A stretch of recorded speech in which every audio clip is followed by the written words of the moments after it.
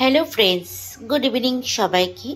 চলে এলাম আবারও আমার রান্না করে একটা নতুন রেসিপি তোমাদের সঙ্গে শেয়ার করবো বলে। তোমরা তো চিকেনের অনেক রেসিপি খেয়েছো, কিন্তু একবার এই রেসিপিটা ট্রাই করে দেখো। এই রেসিপিটা হচ্ছে দুর্দান্ত স্বাদের একটা রেসিপি। তো আজকে আমি এখানে 500 গ্রাম মতো চিকেন নিয়ে নিয়েছি, আর চিকেনটাকে আগে থেকে আমি দই আর লেবু দিয়ে ভালো করে ম্যারিনেট করে রেখে দিয়েছি। আর লাগছে এখানে আমি একটা বড় সাইজের পেঁয়াজ নিয়েছি, কিছুটা রসুন, আদা, একটা গোটা টমেটো, হাফ ক্যাপসিকাম। ঝালটা তোমরা নিজেদের স্বাদ মতো দেবে। আর আলু এখানে আমি নিয়েছি। আলুটা হচ্ছে তোমরা দিতেও পারো, নাও দিতে পারো, তবে আমাদের বাড়িতে চিকেনে সবাই আলু খেতে পছন্দ করে বলে আমি এখানে 4টে আলু ছোট ছোট নিয়ে নিয়েছি। তো চলো এবার রেসিপিটা শুরু করি।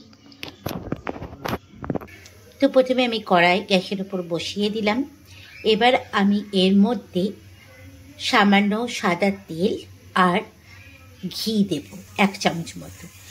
রান্নাটা কিন্তু পুরোটাই সাদা তেলে হবে, এখানে কোনো সর্ষের তেল ইউজ হবে না। তা আমি এখানে 1 চামচ মতো সাদা তেল দিয়েছি আর 1 চামচ ঘি দিলাম। এবার এটা একটু গরম হয়ে গেলে কেটে রাখা পেঁয়াজ, রসুন, আদা সব আমি হালকা আছে একটু নেড়ে চেড়ে নেব। তো এখানে আমার তেল আর ঘিটা দেখো গরম হয়ে গেছে।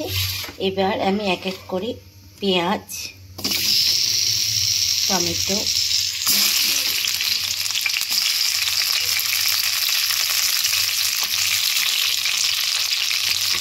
রসুন,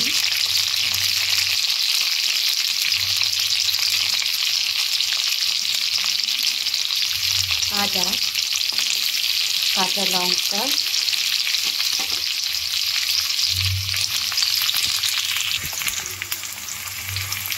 ক্যাপসিকাম সব দিয়ে দিলাম। এবার একটু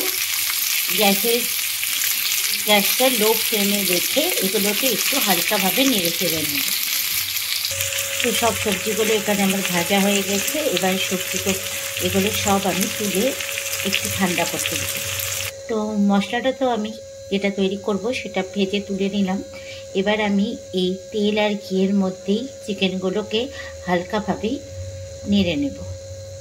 তো চিকেনগুলোকে একটু এর মধ্যে নেড়ে নেব হালকাভাবে, কারণ ঘিয়ের কাজে যে স্মেলটা আছে সেটা কিন্তু চিকেনের সঙ্গে ভালো মতো বেরোবে। এই কারণে হালকা করে একটুখানি নেড়ে চেড়ে নেব।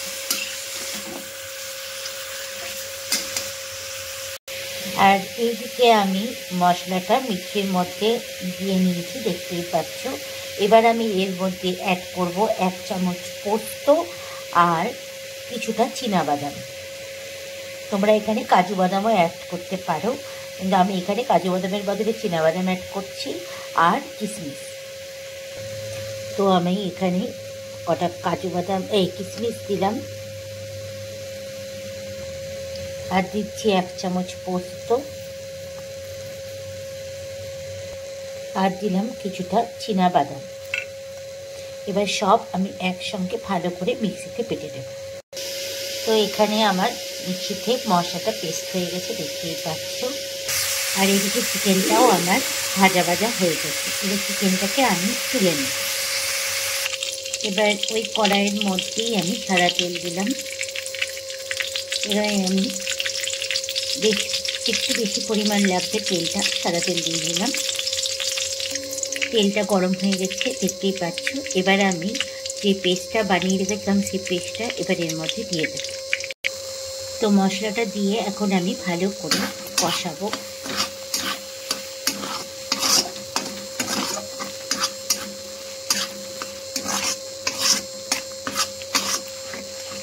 যতক্ষণ না মশলা থেকে তেল বেরোচ্ছে ততক্ষণ কিন্তু এটাকে কষাতে হয়।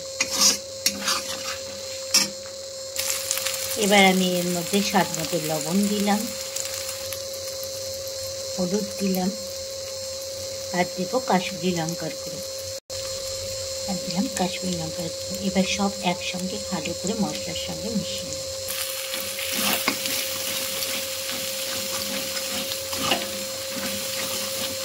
মশলা থেকে দেখো আমার ভালোই তেল বেরিয়েতে শুরু করেছে। এবার আমি একটুখানি জল দিয়ে মশলাটাকে আরও ভালো করে কষাবো।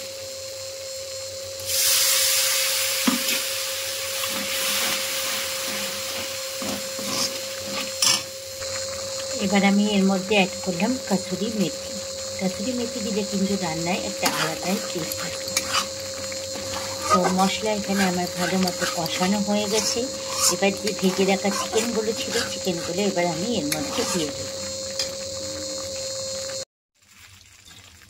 তো এবার চিকেনগুলো দিয়ে ভালো করে আমি মশলার সঙ্গে নাড়াচাড়া করে নিচ্ছি।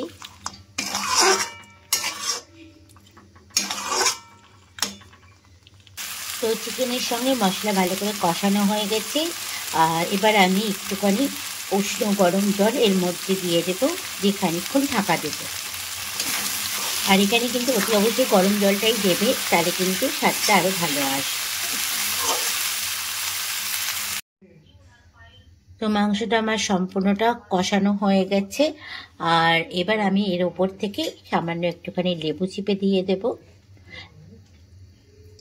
পাতি লেবু দিলে পারে একটা আলাদা স্বাদ আসবে। তা অলমোস্ট আমার রান্নাটা হয়ে গেছে। এবার আমি গরম গরম সার্ভ করব। তো রেডি হয়ে গেছে। আর এই রেসিপিটা তোমাদের কেমন লাগলো অতি অবশ্যই কমেন্টস করে জানিও। ভালো লাগলে একটা লাইক করো। দেখা হচ্ছে আবার একটা নেক্সট ভিডিওতে তোমাদের সঙ্গে। সবাই ভালো থাকবে, সুস্থ থাকবে। আর যেতে যেতে একটা কথা বলে যাই, রেসিপিটার নাম কিন্তু আমি কিছু খুঁজে পেলাম না, তোমরা একটা নাম দিয়ে দিও, ঠিক আছে? চলো আজকের মতো সবাইকে টাটা।